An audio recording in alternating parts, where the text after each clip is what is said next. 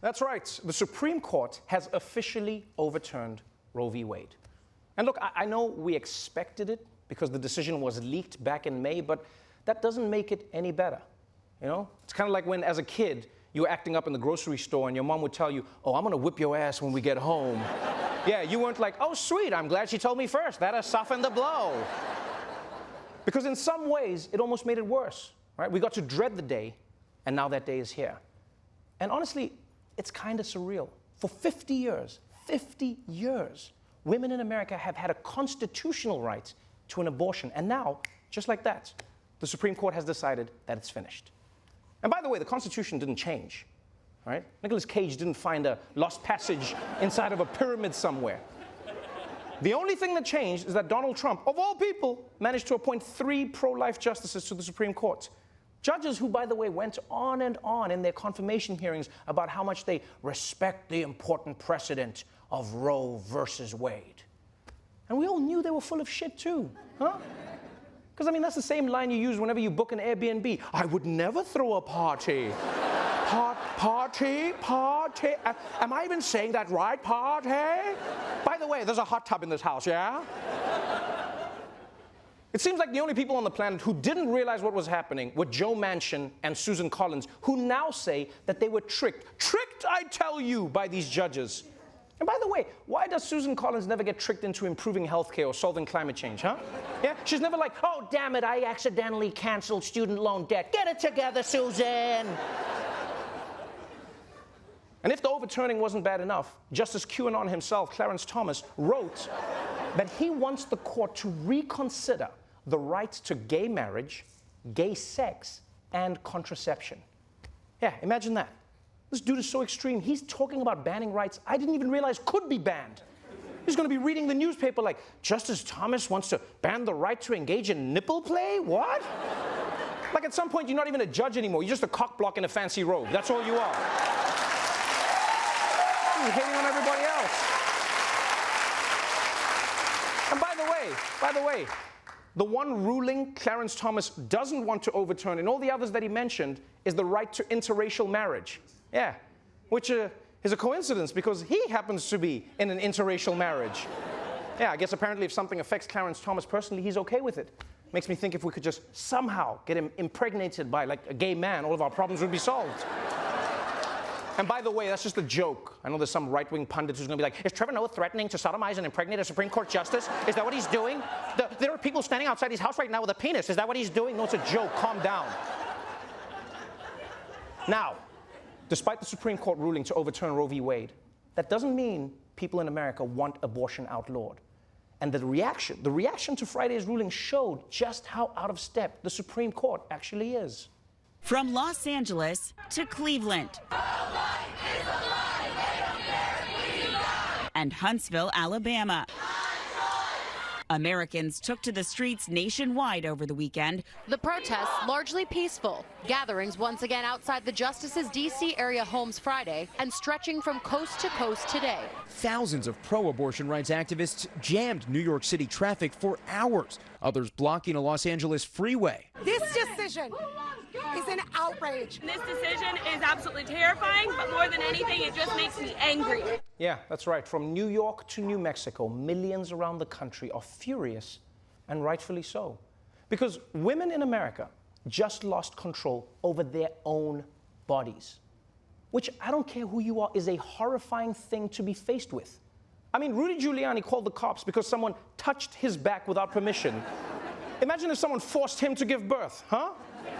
I mean, someone would have to have sex with him first, but you get the point. You understand what I'm saying? And after half a century of having that right, it's now being taken away, which is especially crazy when you consider that countries like Mexico and Ireland are moving forward in the opposite direction. You do realize how weird that is, right? Ireland has had violent conflicts between Christians and other Christians, and even they are looking at America like, "Don't you think you're taking it a wee bit too far with the Jesus stuff? It's a little bit too crazy, don't you think?" So the Supreme Court is shutting everything down. People are rising up in the streets, and the Democrats, well, they responded in a way that only the Democrats can. Democrats are already looking to November. They have fundraising emails going out in response to this decision. They have a new website up. Speaker Nancy Pelosi looked downcast when she began her press conference. I am personally overwhelmed by this decision. From time to time, I quote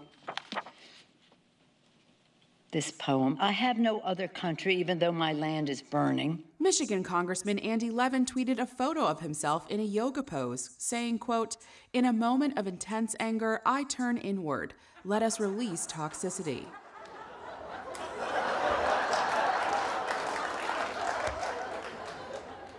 I feel like that's the perfect yoga pose for Democratic leadership. Yeah, very little action and your head is basically up your own ass. Because I don't know if anybody voted for the performative aspect. People just want things done.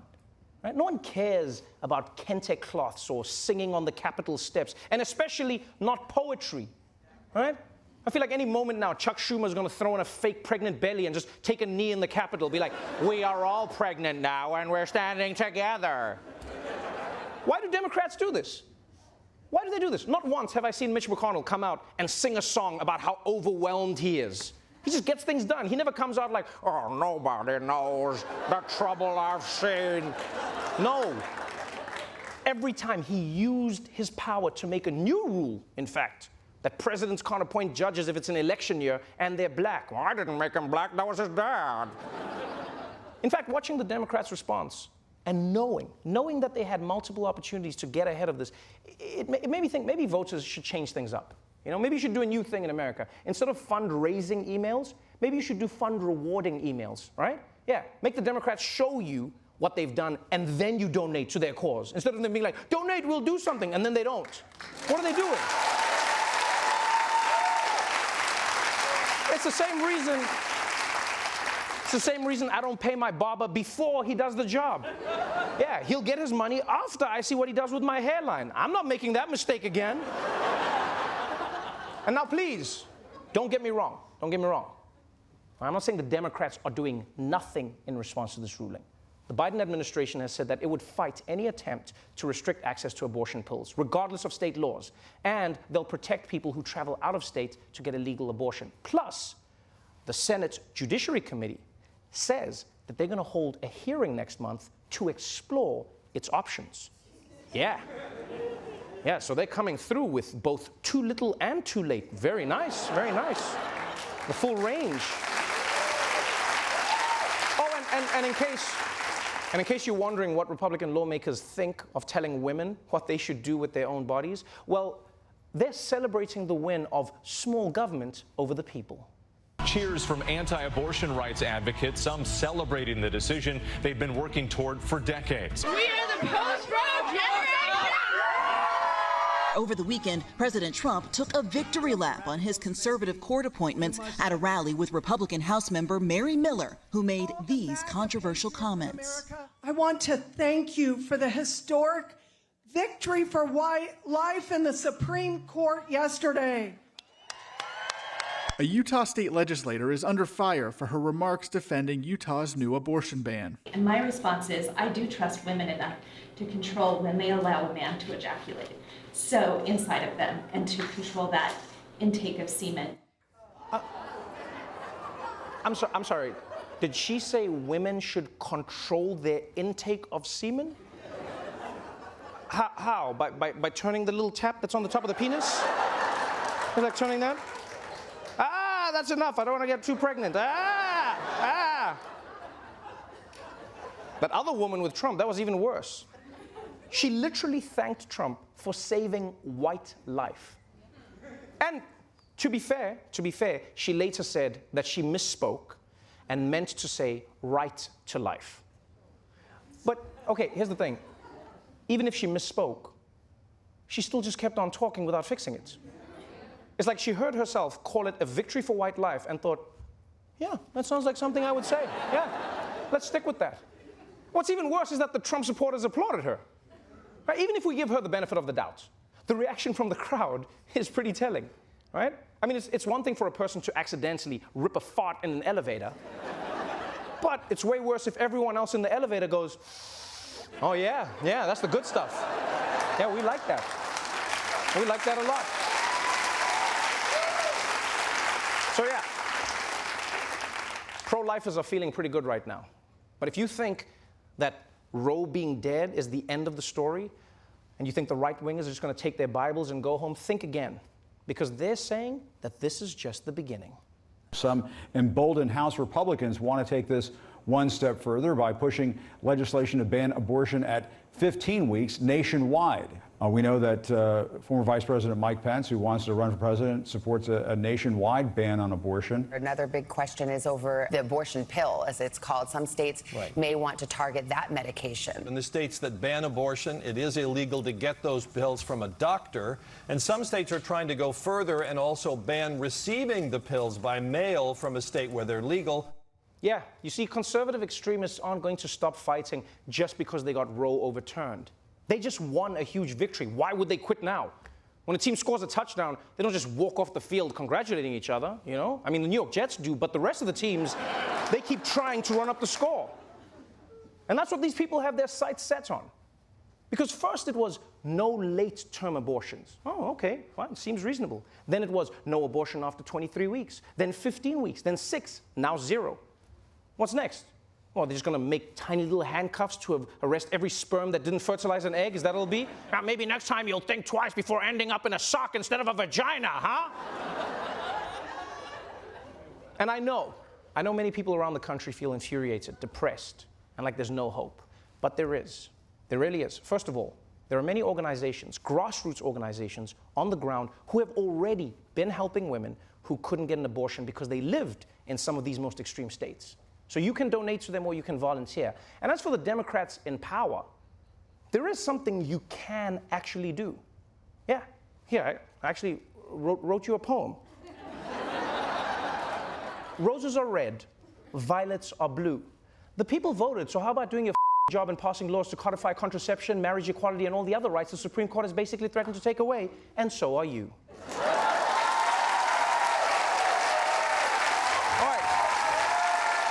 To take a quick break, but before we go, let's catch up with our very own Desi Leidick, everybody. Desi, I know normally we'd come to you for the weather right now, but if you don't want to talk about that today, I totally understand. Oh, no, Trevor, it's okay. I'd actually love to do the weather today. Are you sure? We really don't have to. I know I normally ask for it, but this time I'm fine. No. Trust me. There is a lot going on in the weather that we need to talk about, and that is my choice. Okay. Well, all right. Well, what's going on in the weather, Desi? Right. Well, Trevor, let's start off in this part of the country with these red states, where you can expect a real shitstorm. We're looking at widespread power outages, as in your power to make your own decisions. So ladies, you might want to stock up on those raincoats before Justice Alito bans them too. And for the men in this region, this storm affects you too. Now, I hope you've been saving up for a rainy day, because this one might last you 18 years. Longer if you pay for college. It was a fun night though. Now let's take a look at what's happening along the coast, particularly in New York and California, where there is a powerful surge of desperate people flooding into your states. So blow up those air mattresses and fill up that gas tank, because Tammy from Tulsa is moving in. Now, and this is important, let's take a look at the nation's capital. Here's where you're going to see a strong downpour of unprecedented shitbaggery. We're seeing 3 separate natural disasters converging to form what meteorologists like to call a what the f***nado.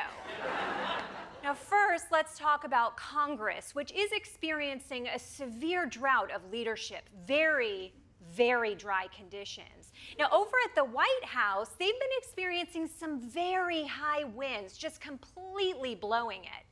But the real weather event is happening over at the Supreme Court. Now, our storm centers have been tracking this for years, so we knew this acid rain was coming, but that doesn't mean it still doesn't burn the hell out of our twats. So that's the weather. Back to you, Trevor.